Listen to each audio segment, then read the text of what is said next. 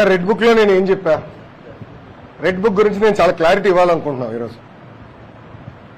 నా ప్రతి స్పీచ్ చూడండి, ఎవరైతే చట్టాలు ఉల్లంఘించి కార్యకర్తల్ని ప్రజల్ని ఇబ్బంది పెట్టారో వాళ్ళని నేను వదిలిపెట్టాను అని స్పష్టంగా హామీ ఇచ్చా.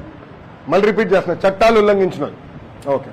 జోగి రమేష్ గారు అబ్బాయి ఏం చేశాడో ప్రజలు తెలుసుకోవాలి. అగ్రిగోల్డ్ భూమి పత్రాలు తీసుకుని ఫేక్ పత్రాలు సృష్టించి అతని పేరుపై ట్రాన్స్ఫర్ చేసుకుని అమ్మేశాడు. అగ్రిగోల్డ్ బాధితులు చాలా మంది ఇప్పటికీ ఇబ్బంది పడుతున్నారు. వాళ్ళకి రావాల్సిన డబ్బులు ఇంకా చాలా ఉన్నాయి. అగ్రిగోల్డ్ భూములపైన ఫేక్ పత్రాలు సృష్టించి అమ్మేశాడు, డబ్బులు సంపాదించాడు. అంటే యాక్షన్ తీసుకోకూడదా? తెలుగుదేశం, జనసేన, భారతీయ జనతా పార్టీ ప్రభుత్వం రేపు లిక్కర్లో కూడా యాక్షన్ తీసుకుంటాం, ఇసుక దండాల్లో కూడా యాక్షన్ తీసుకుంటాం. అంటే అడ్డగోలుగా ప్రజల భూమి దోచేసినా మేమేం పట్టించుకోకూడదా? మేము ఆనాడు హామీ ఇచ్చా, ఊరూరు మాట్లాడా ఎర్ర బుక్ గురించి. ప్రజలకి నేను హామీ ఇచ్చా, ఎవరైతే చట్టాన్ని ఉల్లంఘించారో వాళ్ళని నేను వదిలిపెట్టే ప్రసక్తే ఉండదు అని నేను ఊరూరు మాట్లాడాను స్వామి. ఎర్ర బుక్ పట్టుకుని తిరిగా చూపించా ప్రజలకి. అందుకే ప్రజలు మాకు అంత అద్భుతమైన మ్యాండేట్ ఇచ్చారు. దాని ఒక్కోళ్ళే కాదు, అందరం కలిసికట్టుగా పోరాడడం. దాంట్లో భాగంగా రెడ్ బుక్ ఒక మ్యాండేట్ మాకు. నేను ఊరూరు చూపించా రెడ్ బుక్. నేను ప్రతి పబ్లిక్ మీటింగ్ లో చూపించా. నిన్న ప్రతి నియోజకవర్గంలో మేము గెలిచాం. సో ప్రజలు మాకు అంత క్లియర్ మ్యాండేట్ ఇచ్చారు. సో ప్రజలు కూడా చాలా క్లియర్గా ఉన్నారు. ఎవరైతే తప్పు చేశారో వాళ్ళని వదిలిపెట్టొద్దని క్లియర్గా చెప్తున్నారు. అది అమలు చేస్తాం. మంగళగిరి అంటేనే లక్ష్మీనారాయణ స్వామి గుడి, లక్ష్మీనారాయణ అంటే మంగళగిరి. అలాంటి గుడిలో ఉదయం పూట ఉచిత ప్రసాదం దొరకట్లేదని చెప్పి భక్తులకి ఎన్నో ఫిర్యాదులు వచ్చినాయి. అలానే మెట్ల మార్గం కానీ, పెద్ద కోనేరు కానీ ఈ పనులన్నీ అలానే ఉండిపోయినాయి. సో వాటి మీద ఏదైనా పరిశీలన చేసే అవకాశం ఉందా? మీ అందరూ తెలుసు, ఎన్నికల ముందల నరసింహస్వామి గారు కూడా వ్యక్తిగతంగా నేను కూడా ఆనాడు ఆభరణాలు ఇవన్నీ అందిస్తాం జరిగింది. చాలా మంది నాకు వచ్చి చెప్పారు, మొత్తం గుడిని, కోనేరుని, పానకాల స్వామి కూడా మొత్తం ఆ ప్రాంతం అభివృద్ధి చేస్తే బాగుంటుందని చెప్పారు. నాకు కూడా చాలా మంది వచ్చి ప్రజా దర్బార్లో కలిసినప్పుడు కొన్ని ఫిర్యాదులు ఇచ్చారు. దాని మేరకు మీరే చూసారు, కొన్ని యాక్షన్ కూడా తీసుకుంటాం జరిగింది. గత 5 సంవత్సరాలు అన్ని వ్యవస్థల్ని గత ప్రభుత్వం భ్రష్టు పట్టించింది. అవన్నీ ఒక కొలికి తీసుకురావాల్సిన బాధ్యత నా పైన ఉంది. తొలి 100 రోజుల్లోనే మీరు మార్పు చూస్తారు. గుడికి వచ్చేగల నేను అనేక మందితో మాడుతున్నా, ప్లానర్స్తో డిస్కస్ చేస్తున్నా, ఎలా చేస్తే బాగుంటుంది, అభివృద్ధి ఎలా చేస్తే బాగుంటుంది, గెస్ట్ హౌస్లు, కాటేజీలు ఎక్కడ ఏర్పాటు చేయాలి, భక్తులకి ఎలాంటి ఇబ్బంది లేకుండా మనం గుడిని అభివృద్ధి చేస్తే బాగుంటుంది ఆలోచనతోనే ఉన్నా. వాళ్ళతో చర్చించా. అది త్వరలోనే ఆ మాస్టర్ ప్లాన్ ప్రజల ముందర పెడతా. ఇంకా మంగళగిరి నియోజకవర్గ ట్రాఫిక్ కూడా చాలా పెద్ద సమస్య మనకి. ఆల్రెడీ కేంద్ర ప్రభుత్వ సంస్థతో నేను మాట్లాడాను, వాళ్ళు రమ్మని చెప్పా. కమిషనర్ గారి కాంటాక్ట్ నెంబర్ ఇచ్చాను, అధికారుల నెంబర్ కూడా ఇచ్చాను. వాళ్ళందరూ కూర్చొని ఒక మాస్టర్ ప్లాన్ తయారు చేయమని. అంటే ట్రాఫిక్ మేనేజ్మెంట్ ఎట్లా చేయాలి, ఎక్కడ ట్రాఫిక్ లైట్స్ రావాలి, అండర్ పాస్లు రావాలి, మొత్తం మాస్టర్ ప్లాన్ తయారు చేయాలని లక్ష్యంతో మేము పనిచేస్తాం. అవన్నీ కూడా త్వరలోనే ప్రజల ముందర పెడతాం. వాళ్ళ అభిప్రాయాలు తెలుసుకున్న తర్వాత అవి అమలు చేస్తాం.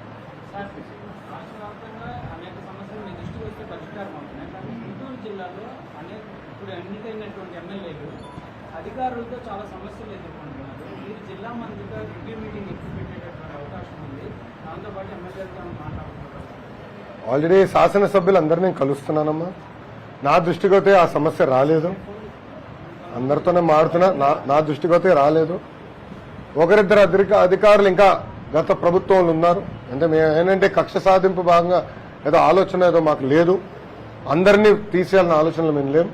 ఎవరైతే పని చేయగలుగుతారో, ఎవరైతే బాగా పనిచేశారు గతంలో, వాళ్ళని ప్రోత్సహించాల్సిన బాధ్యత మా పైన ఉంది. ఎవరైతే చట్టాన్ని ఉల్లంఘించి మమ్మల్ని ఇబ్బంది పెట్టారో వాళ్ళు మేము వదిలిపెట్టే పరిస్థితి ఉండదు. అది క్లారిటీగా ఉన్నాను. సో తప్పనిసరి ఇన్ఛార్జ్ మంత్రులు క్యాబినెట్లో నిర్ణయించి వేస్తారు. దాన్ని బట్టి ఇన్ఛార్జ్ మంత్రి గారు అందరితో కూర్చుని లోకల్గా ఉన్న సమస్యలు పరిష్కరిస్తారు.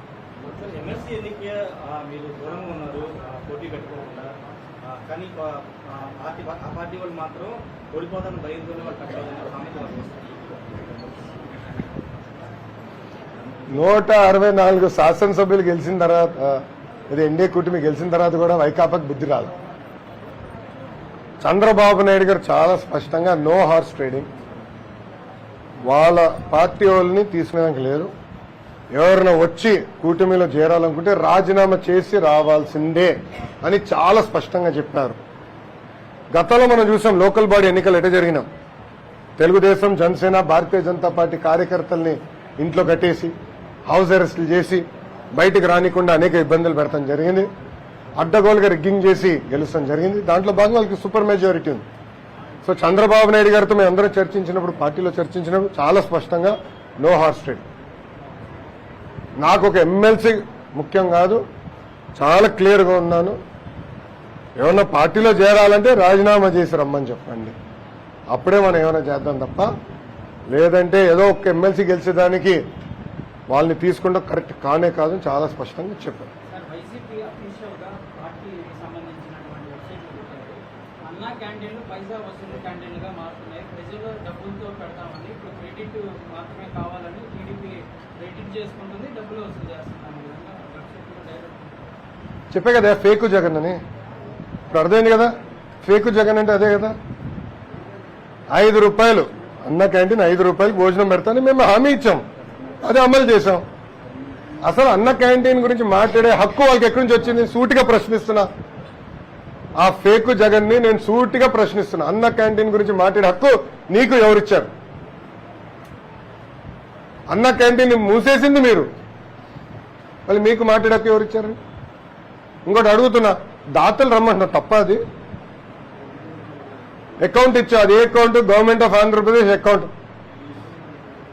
ఎందుకంత భయపడుతున్నారు?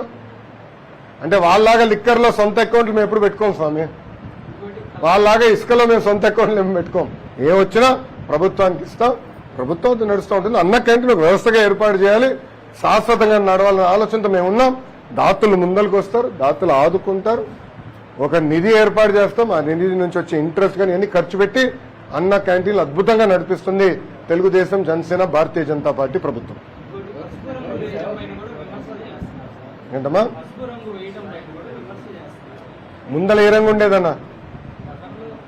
ప్రజలకు అదే హామీ ఇచ్చాం, మూసేసిన అన్న క్యాంటీన్ తిరిగి ప్రారంభిస్తామని చెప్పాం. గతంలో ఏ డిజైన్ ఉందో అదే డిజైన్ అమలు చేస్తాం. No questions, all answer. ఇంకా డౌట్స్ లేవు కదా? కొన్ని ప్రముఖ కాలేజీలు, యూనివర్సిటీలు అధిక ఫీజులు వసూలు చేస్తున్నాయని చెప్పేసి ఆరోపణలు వస్తున్నాయి సార్. దాని మీద విద్యాశాఖ మీరు ఎలాంటి యాక్షన్ తీసుకోబోతున్నారు? అమ్మా, ఇక్కడ ప్రధానంగా మనం చూస్తే గత ప్రభుత్వం ఫీ రెగ్యులేటరీ కమిషన్ అని ఏర్పాటు చేసింది. దానివల్ల చాలా కాలేజెస్ కూడా మూసుకుపోయినాయి. మీరు ఒక్కసారి చూస్తే నాణ్యమైన విద్య అందించాలి, రీసెర్చ్ జరగాలంటే మంచి ప్రొఫెసర్స్ అవసరం. సో నేను కూడా ప్రైవేట్ యూనివర్సిటీస్తో చర్చిస్తున్నా. 35% ప్రభుత్వం నుంచి పంపించిన విద్యార్థులకి ప్రభుత్వం ఫిక్స్ చేసిన రేటుకే ఛార్జ్ చేయాలి, అది కూడా రీయింబర్స్మెంట్ ప్రభుత్వం చెల్లిస్తుంది. ఆ విధానం ఎలా స్ట్రీమ్ లైన్ చేయాలి, ఆ విధానాన్ని ఎలా ముందలు తీసుకెళ్ళాలి, దానిపైన వాళ్ళతో నేను చర్చిస్తున్నా. గత ప్రభుత్వం దాదాపు 2150 కోట్లు, 2200 కోట్లు సుమారుగా ఫీ రీయింబర్స్మెంట్ బకాయిలు పెట్టిపోయింది. సో ఇప్పుడు చాలా మంది విద్యార్థులు ఇబ్బంది పడుతున్నారు. ముఖ్యమంత్రి గారితో త్వరలోనే మాకు రివ్యూ మీటింగ్ ఉంటుంది, దాంట్లో చర్చిస్తున్నాం. పాత ఫీ రీయింబర్స్మెంట్ విధానం తీసుకొద్దాం అనేది మా లక్ష్యం. సో తల్లిదండ్రులకి, పిల్లలకి ఎలాంటి ఇబ్బంది లేకుండా డైరెక్ట్ గా ప్రభుత్వం ఈ కాలేజ్ యజమాని అకౌంట్లో డబ్బులు వేస్తాం. సో పిల్లలకి ఎలాంటి ఇబ్బంది ఉండదు, వాళ్ళు హాయిగా వెళ్ళి చదువుకోవచ్చు. ఒక నెల అటు ఇటు లేట్ అవుతే అది ప్రభుత్వం బాధ్యత తీసుకుంటుంది. తల్లిదండ్రులకి, పిల్లలకి ఎలాంటి ఇబ్బంది లేకుండా చేయాలనేది మా లక్ష్యం.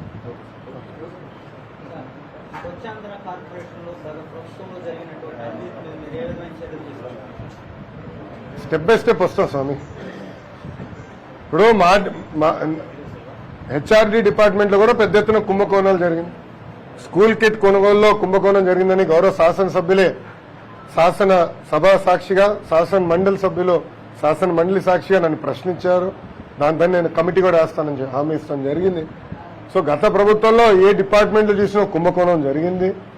అవన్నీ ఒక్కొక్కటి సిస్టమేటిక్ గా బయట పెడతాం, ప్రజల ముందర పెడతాం. తప్పనిసరిగా గతంలో నేను ఇచ్చిన హామీ మేరకు వాళ్ళపైన మేము యాక్షన్ తీసుకుంటాము. థ్యాంక్ యూ అమ్మా. జై హింద్. ఇంకా ఇప్పుడు ఆపరేషన్ లేకుండానే మోకాళ్లకు ప్లాస్మా ట్రీట్మెంట్. మీ ఆర్థోపెడిక్ సమస్యలన్నిటికీ రోబోటిక్ టెక్నాలజీ ద్వారా తక్కువ ఖర్చుతో శాశ్వత పరిష్కారం. Free consultation. ప్రతి ట్రీట్మెంట్ పై 20% డిస్కౌంట్. ఈ ఆఫర్ కొద్ది రోజులు మాత్రమే. త్వరపడండి. V9 hospitals 9281465842.